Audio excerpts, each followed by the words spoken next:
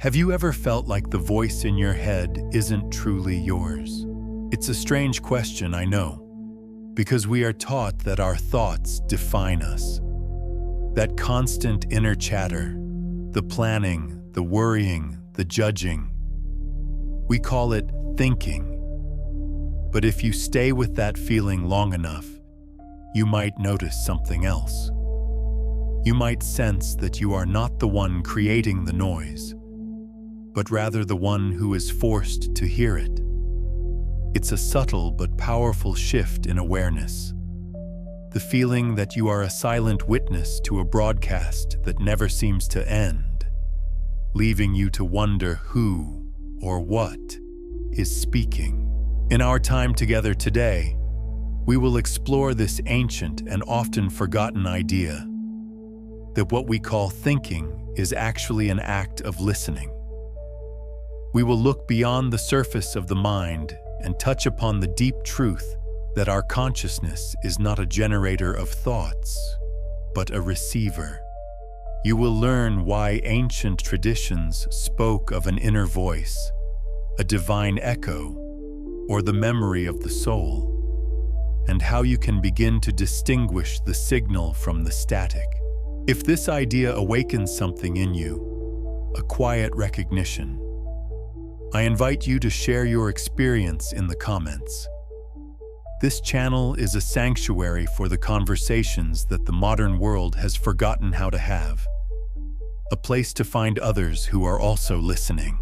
Subscribe so that we may continue to walk this path of discovery together.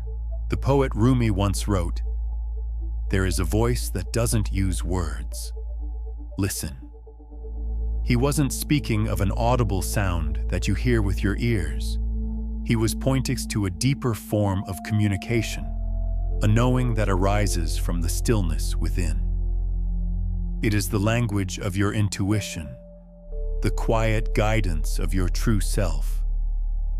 This is a reminder that beyond the chaos of the thinking mind, there is a silent, clear wisdom waiting to be heard. Let us now go deeper and begin to understand what it truly means to listen. So, where do we begin? We begin with the most fundamental assumption we have about ourselves. I am the one who thinks my thoughts. It feels true, doesn't it? The voice that worries about tomorrow's meeting, the voice that replays a mistake from yesterday, the voice that daydreams about a different life. It speaks from inside our own skull, so it must be us. This is the great illusion, the first veil we must gently pull back. And to do that, we don't need a complex theory.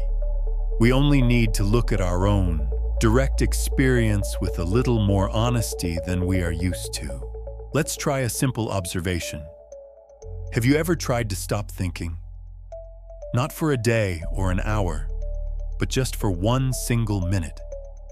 You might sit down, close your eyes, and command your mind to be silent. Okay, no more thoughts now. For a second, maybe two, you might get a taste of quiet, and then a thought appears. Am I doing this right?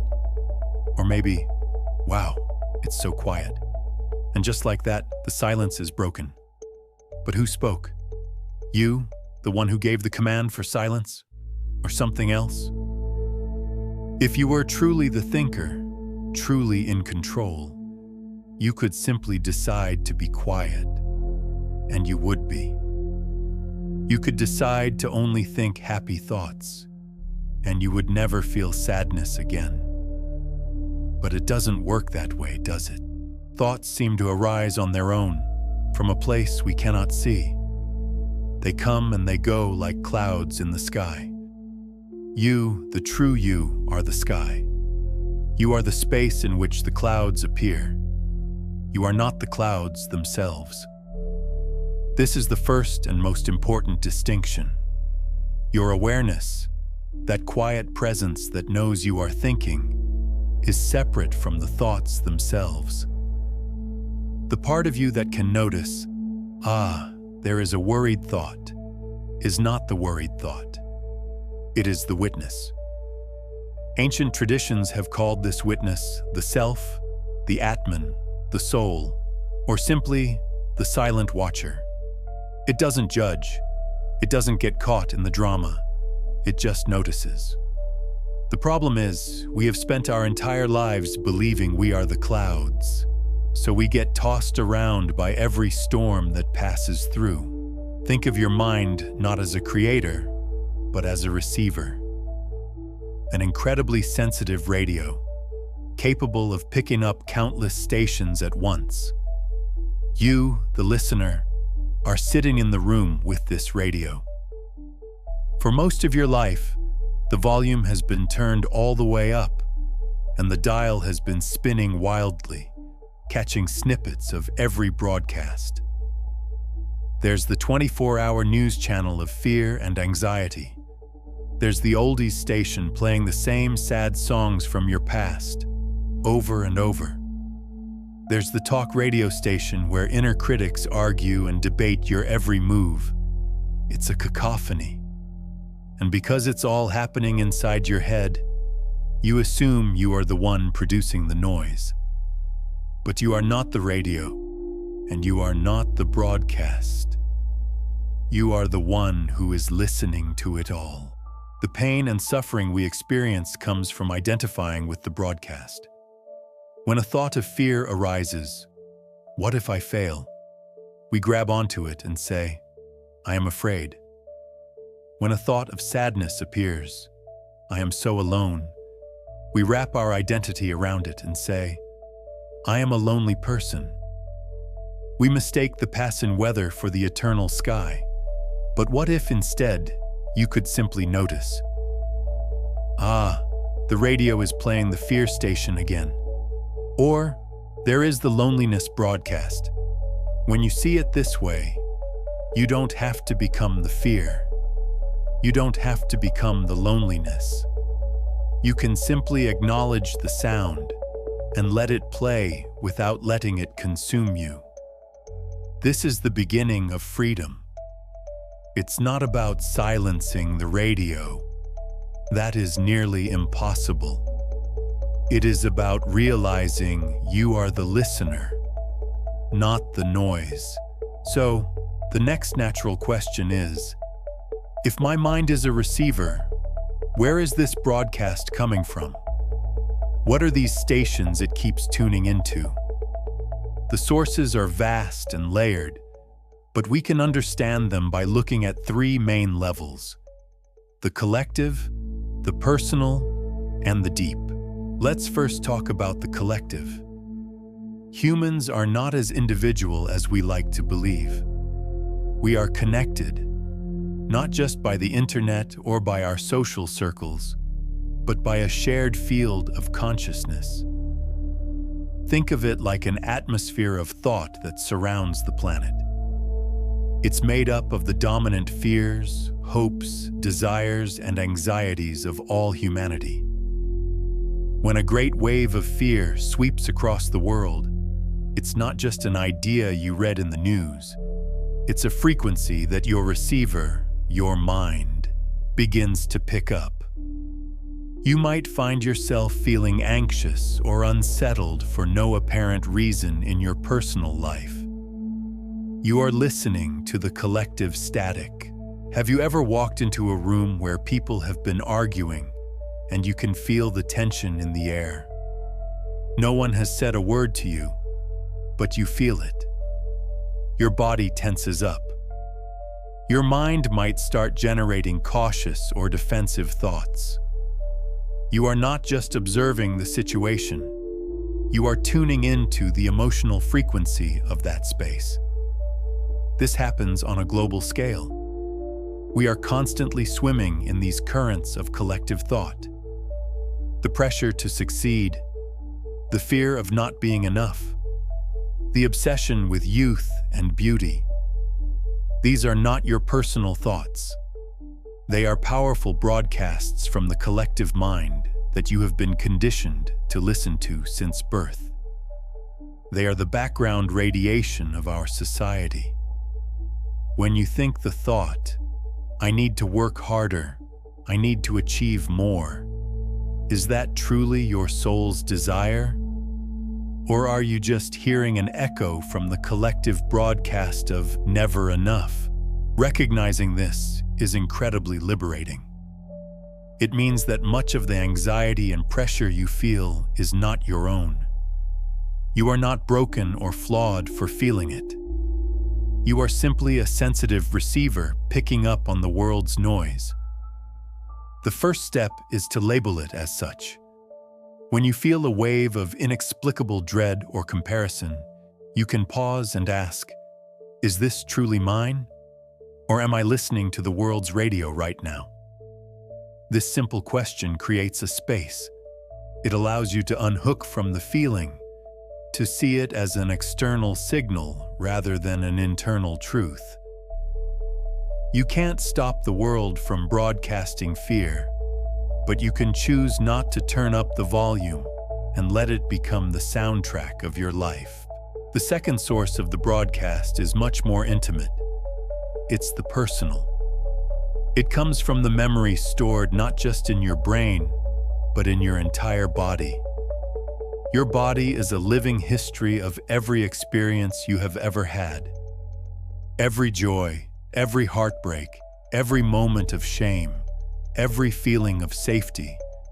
It's all recorded in your cells, in your nervous system, in the way you hold your shoulders, in the tension in your jaw. The body doesn't remember things in words.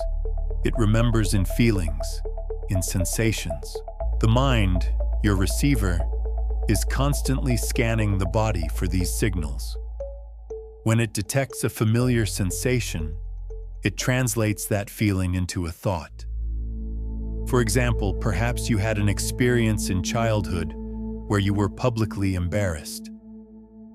The feeling of that shame, the heat in your face, the knot in your stomach, the desire to become invisible, was recorded in your body. Now, years later, you are about to give a presentation at work. Your body, sensing a similar situation, being the center of attention, activates that old, recorded sensation. The knot in your stomach returns. Your receiver, the mind, immediately picks up on this signal and translates it. I'm going to mess this up. Everyone will think I'm a fool. The thought feels like it's about the present moment, about the presentation, but it's not. It's an echo from the past.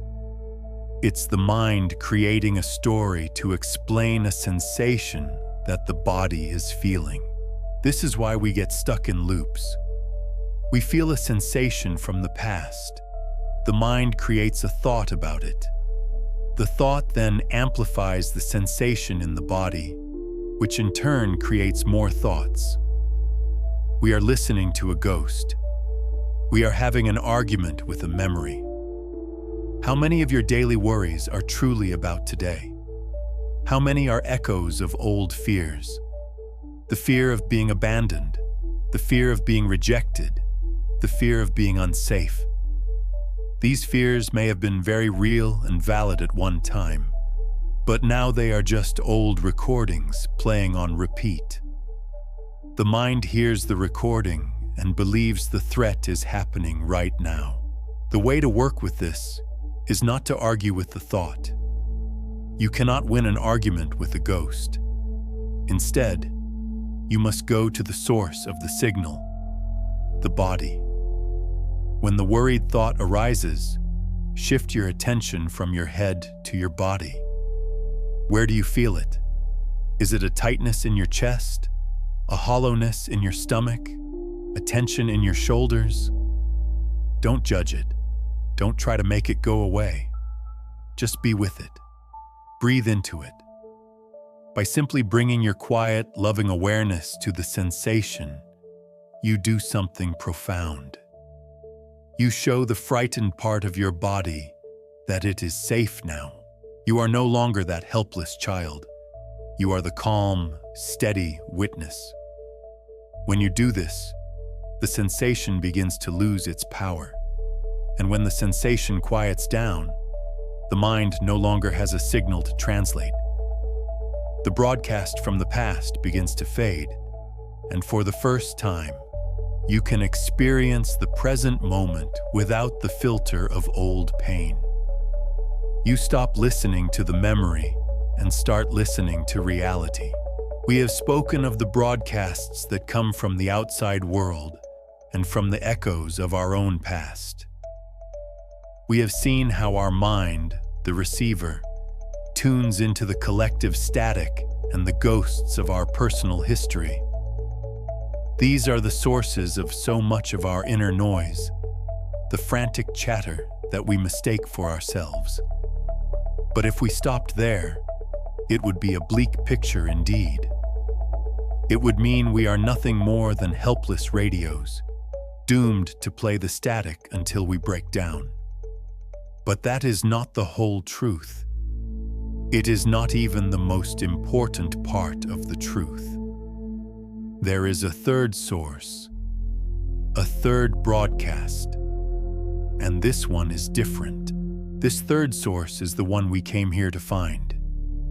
It does not come from the outside, nor does it come from the wounded past. It comes from the deepest part of you. You can call it the deep self, the soul, the inner being, or your intuition. The name does not matter. What matters is the feeling of it. Unlike the other broadcasts, this one is not loud. It does not shout. It does not use fear or pressure to get your attention. It whispers. It is a quiet, steady, and unbreakable signal that has been broadcasting for your entire life, waiting patiently for you to tune in. Think of the other thoughts as the chaotic, choppy surface of the ocean, whipped up by the winds of the world and the storms of your personal history. They are noisy, dramatic, and constantly changing. The voice of the deep self is not on the surface. It is the vast, slow, powerful current moving in the depths. You cannot see it from the shore. You cannot hear it in the roar of the waves. You can only feel its pull when you allow yourself to become still and sink beneath the surface. This broadcast is not made of words and sentences in the way we are used to. It is a broadcast of knowing. It is a feeling. It is a subtle pull in a certain direction. It is the quiet, unshakable sense that this is the way. Have you ever had a moment of pure, unexplainable certainty? A sudden decision to take a different route home, only to later find out you avoided a major accident. An inexplicable urge to call a friend, only to find they desperately needed someone to talk to. The quiet but persistent feeling that the job everyone tells you is perfect is slowly draining the life from you. Or the opposite. The magnetic pull towards a person, a place, or a creative project that makes no logical sense, yet feels more right than anything you have ever known. This is the broadcast of the deep self. It is the soul's memory, reminding you of the path you came here to walk. The thinking mind, the ego, cannot understand this language. The ego speaks in logic, in pros and cons, in risk assessments and strategies. It will hear the soul's whisper and immediately try to dismiss it. That's foolish, it will say. It's not practical. It's not safe. The ego is a creature of the known. It builds its fortress out of past experiences and future fears.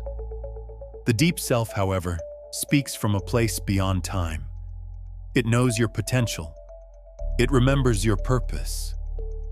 Its guidance may not always lead you down the easiest path, but it will always lead you down your path. The great challenge of our lives is that we have been trained to listen only to the loud, frantic voices. Our culture celebrates the logical mind, the strategic thinker. We are taught to trust our heads, not our guts. We have been conditioned to believe that the noise is the signal.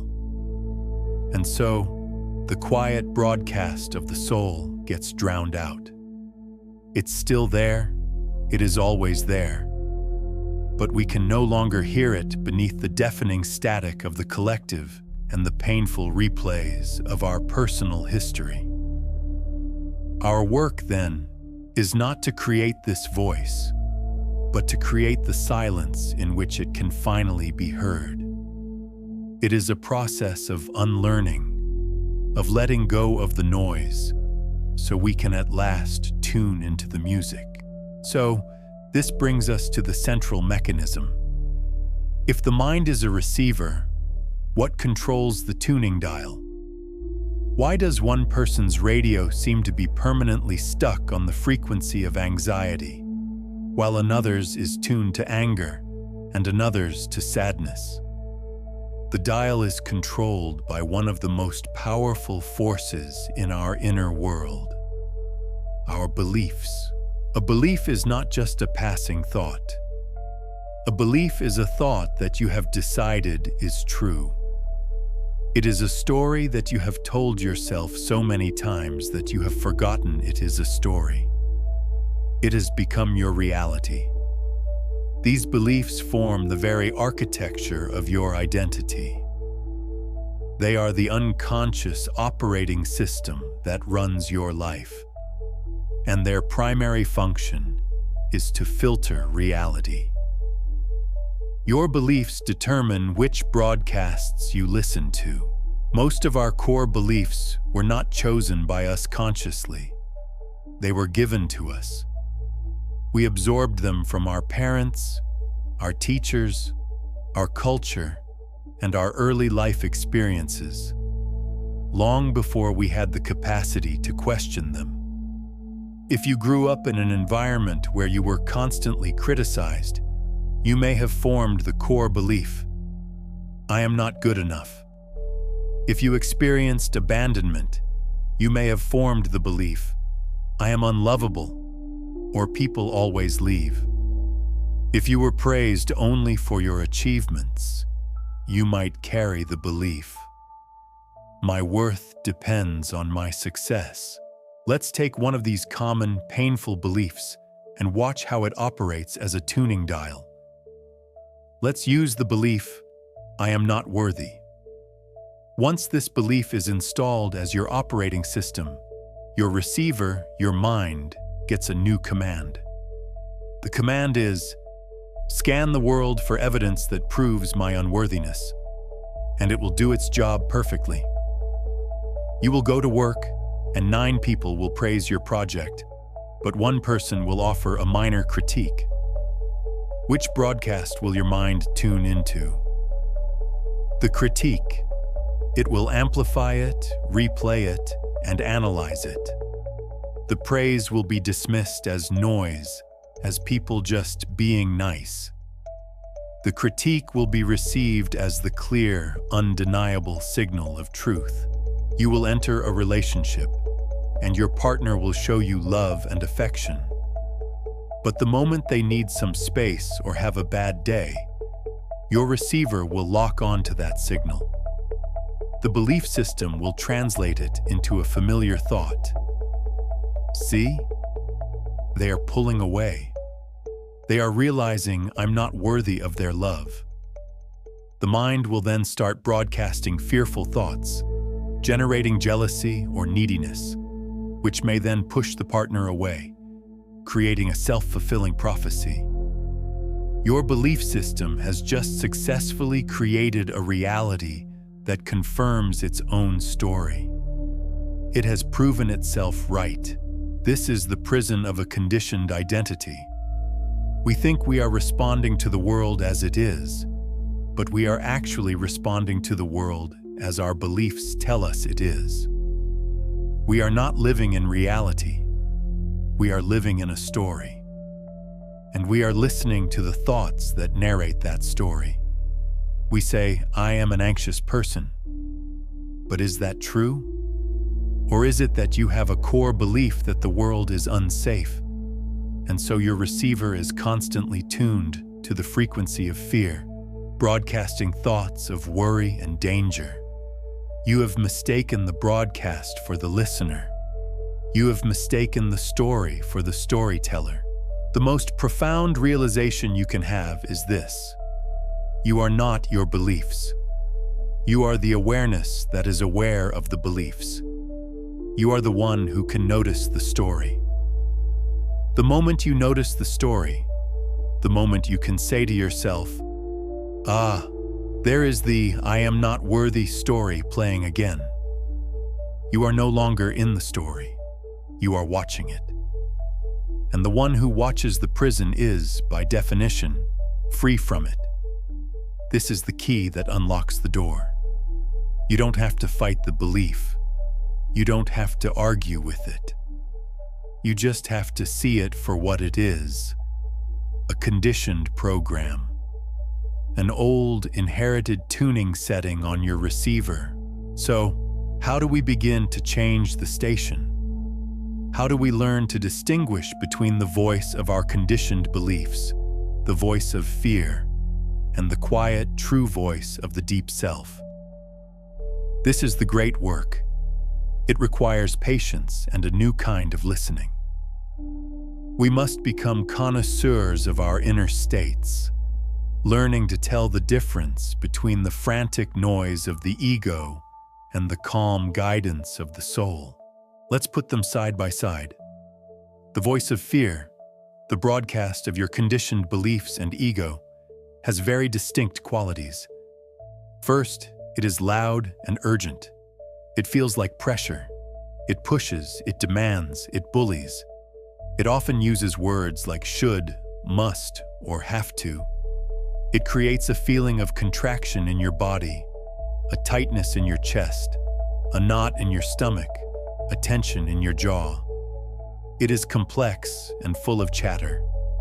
It will present you with 1,000 what-if scenarios, almost all of them negative.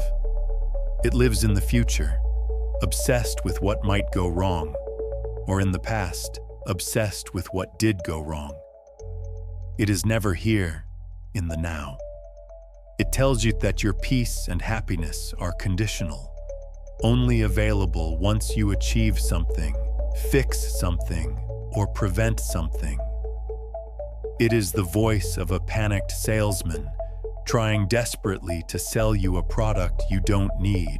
Now, let's feel into the qualities of the other voice, the broadcast from the deep self. First, it is quiet. It does not shout for your attention. It is a gentle nudge, not a violent push. Second, it is calm. It carries a feeling of peace even if the guidance itself seems challenging. It feels expansive in the body, like a release, an opening, a sense of rightness. It does not feel like pressure. It feels like truth. Third, it is simple. It doesn't need a 10-point argument to justify itself. The guidance often comes as a single, clear knowing. Leave this job. Trust this person. Rest now. It is not bogged down in complexity. Finally, it is always rooted in the present moment. It is a guidance for the now. It doesn't create anxiety about the future. It provides clarity for the step you need to take right now.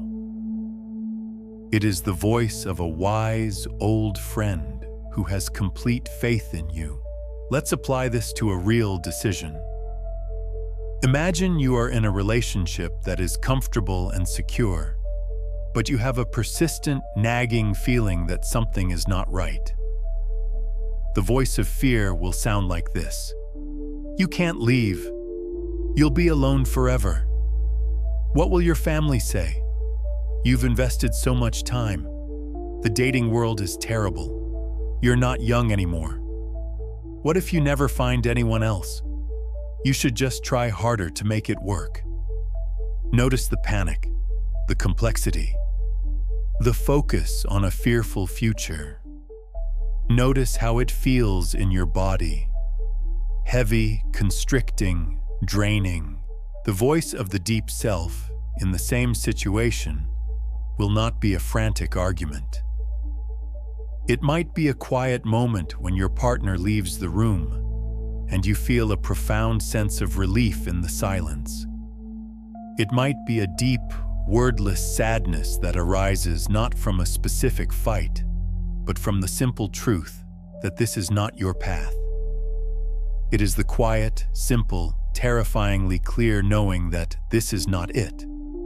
There is no attack on your partner, no complex story about the future. Just a simple, clean truth.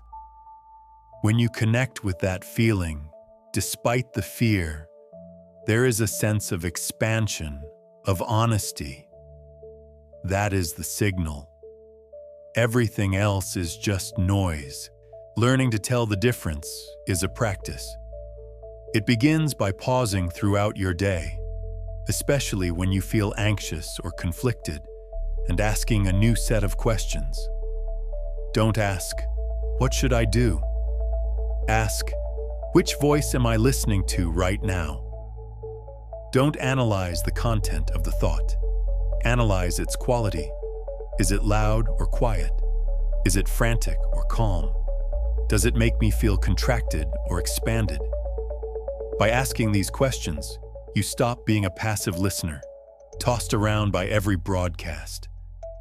You become an active, conscious witness. You begin the sacred process of recalibrating your receiver, turning down the volume on the static of fear, and tuning your ear to the clear, quiet, and loving frequency of your own soul. We have journeyed far in our understanding. We have seen that the mind is a receiver, not a generator. We have identified the noisy broadcasts of the collective and the personal past, and we have felt the quiet, steady signal of the deep self, the voice of truth that whispers beneath the static. We have learned to tell the difference between the voice of fear and the voice of love, between the frantic demands of the ego and the calm guidance of the soul. But knowledge, by itself, is like a map of a faraway land. It is interesting to look at, but it does not get you there. To truly arrive, you must take the journey yourself. The final and most important part of our time together is about just that, the practice. How do we, in the middle of our busy and often chaotic lives, actually begin to change the station? How do we build the inner sanctuary where the quiet voice can be heard and eventually trusted? This is not about adding more complexity to your life.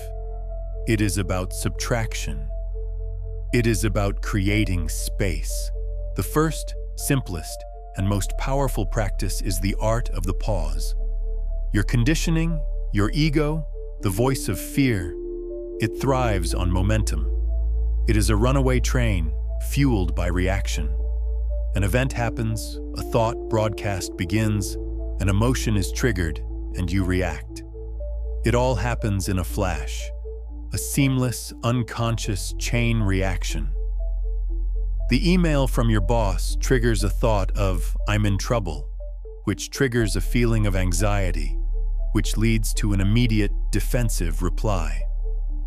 A comment from a loved one triggers a thought of, "I'm not appreciated," which triggers a feeling of anger, which leads to a sharp word in return.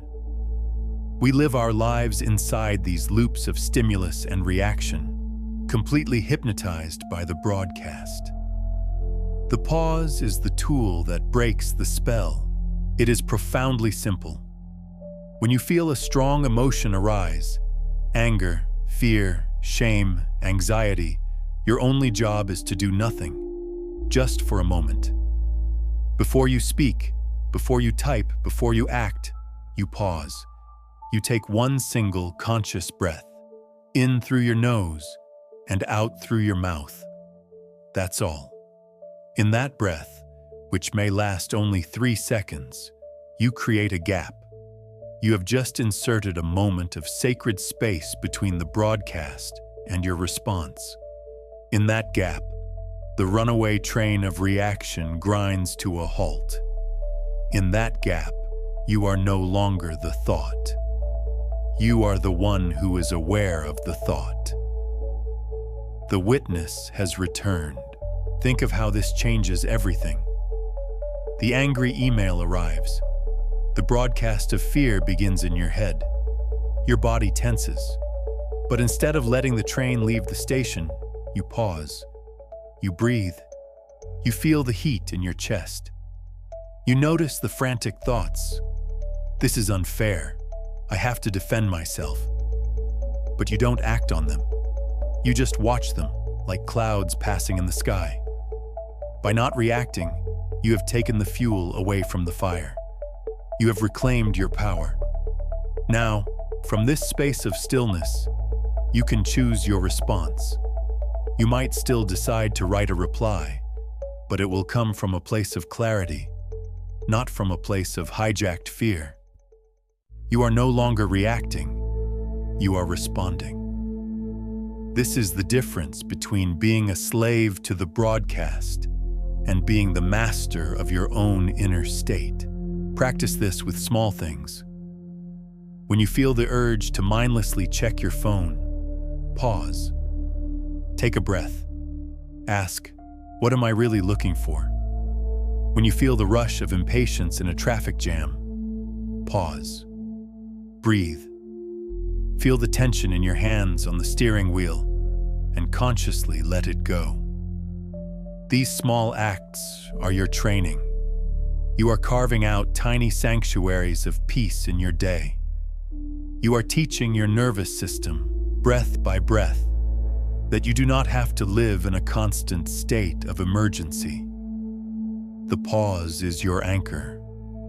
It is the doorway out of the noise and into the quiet presence of the now, the only place where the voice of the deep self can be heard.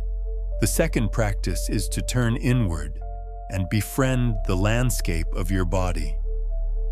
We have discussed how the body stores memories and broadcasts its feelings to the mind. For most of us, this is an unconscious and often painful process. We treat the body like a machine that carries our head around, and we only pay attention to it when it screams in pain. But your body is a wise and living oracle.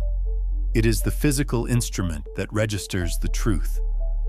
The mind can be deceived, but the body's feeling of contraction or expansion cannot lie. Learning its language is essential. This practice is one of gentle, non-judgmental listening. A few times a day, take a minute to pause and simply feel your body from the inside out. You can do this sitting at your desk, waiting in line, or lying in bed. Close your eyes and bring your attention to the soles of your feet. Just notice any sensations there. Warmth, tingling, numbness. Don't look for anything special. Just notice what is. Then, slowly, move your attention up through your legs, your hips, your stomach. This is often where we hold fear and anxiety. Is there a knot, a fluttering, a hollowness? Do not try to change it. Do not judge it as bad. Your only job is to meet the sensation with your kind, gentle awareness. It is as if you are saying to that part of your body, I am here. I feel you. You are allowed to be here. Then, bring your awareness to your chest and heart space.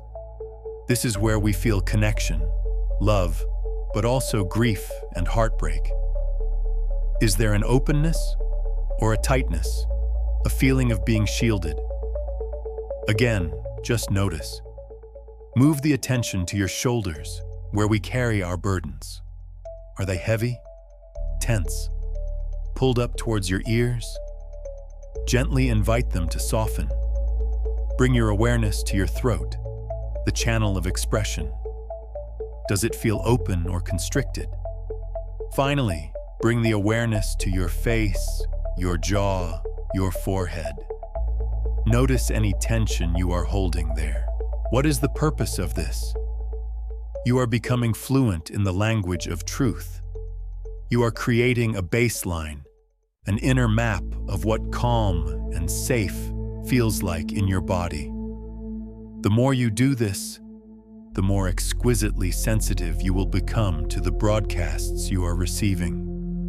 When a thought of fear arises, you will instantly feel the corresponding contraction in your gut. When you have an intuitive hit, a signal from your deep self, you will recognize the subtle feeling of expansion, of lightness, of peace in your chest.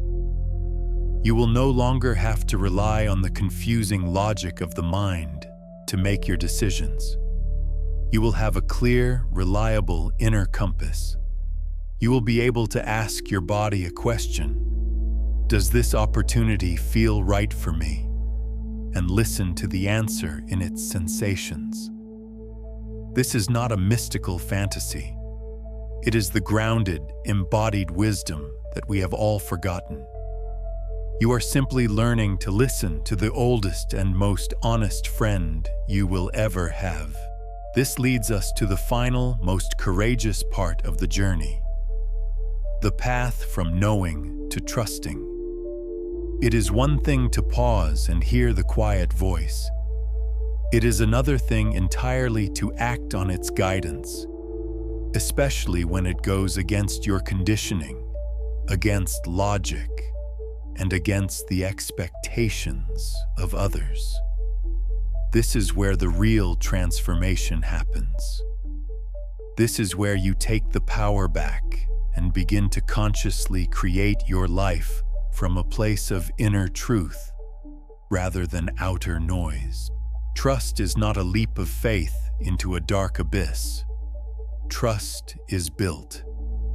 It is built in the same way you build a relationship with a person, through small, consistent, repeated acts of reliability.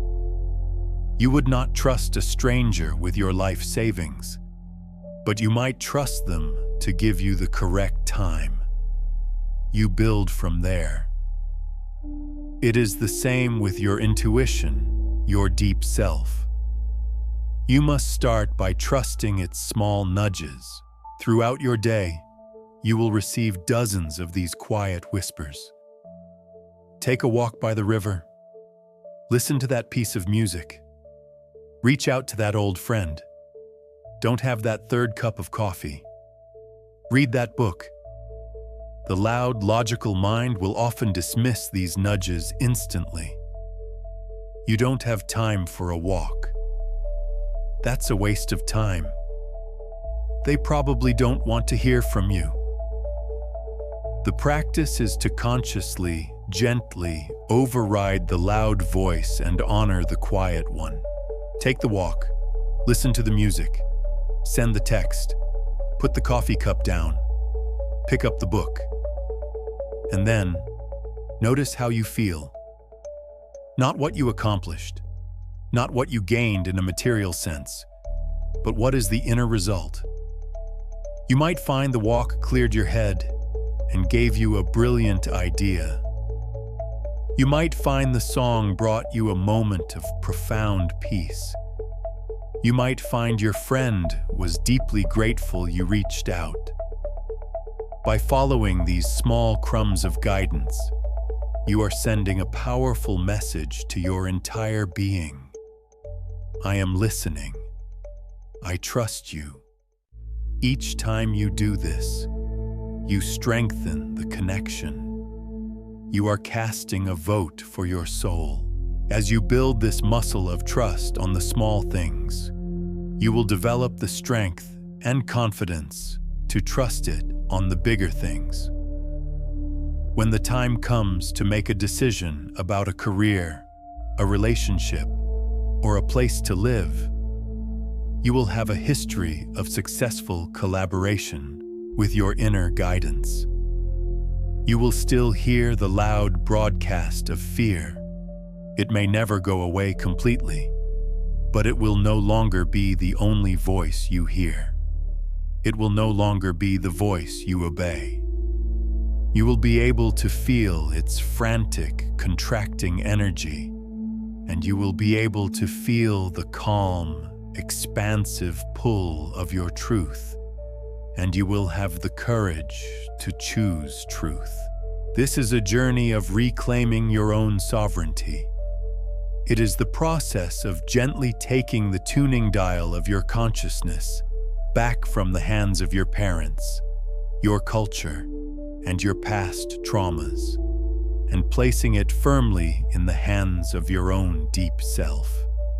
It is a return to who you were before the world told you who you should be. It is not a path of perfection. There will be days when the static is overwhelming, when you get lost in the noise, when you follow the voice of fear. That is okay. That is part of the process. The goal is not to never get lost. The goal is to get better at finding your way back home. And the way back home is always the same. Pause, breathe, feel, and listen for the quietest voice in the room. So we come to the end of our time together, but to the beginning of a new way of being. We have walked a long path, from the simple, unsettling question of who is speaking in our minds, to the profound realization that we are the listeners. We have seen that the mind is a receiver, tuned to the loud static of the collective and the painful echoes of the past. But we have also discovered that beneath all that noise, there is a clear and steady signal, the quiet, truthful broadcast of our deep self. We have learned that the path home is not through fighting our thoughts, but through the gentle practices of pausing, feeling into our bodies, and learning to trust the subtle language of our soul. There is nothing I have told you here that you did not, on some level, already know. This is not new information for your mind to collect. It is an ancient memory for your being to awaken. The great shift does not come from knowing that you are the listener. It comes from the lived, felt experience of it. The goal of this journey is not to achieve a perfectly silent mind. That is a fantasy that creates only more struggle. The true liberation is discovering the silent, unshakable you that exists peacefully behind the noise. The promise is not a life without problems, but the ability to walk through your problems without being consumed by them. This changes your relationship with everything. Your thoughts, even the most painful ones, cease to be your enemies. They are no longer personal failings. They become messengers. A thought of anxiety is a messenger, arriving to show you where you are still attached to a future outcome you cannot control. A thought of resentment is a messenger, pointing to a boundary that needs to be honored or a wound that needs to be healed. An old, sad thought from the past is a messenger, reminding you to bring love and compassion to a younger version of yourself who is still hurting. Your inner world transforms from a battlefield into a sacred landscape, and every thought, every feeling becomes a signpost guiding you deeper into your own truth. You are not alone in these feelings. You are not the only one who has ever felt lost in the labyrinth of your own mind, who has yearned for a silence you could not find. This feeling is part of the human journey, the great forgetting of who we are. But the path of remembering is always here, waiting for you. Your inner truth is valid. The quiet knowing within you is real, and it is the most trustworthy guide you will ever have. And even if this path feels difficult or unclear right now, know that this too is part of it. The confusion is the fog that lifts just before you see the light. Let this not be the end of a video, but the beginning of your listening.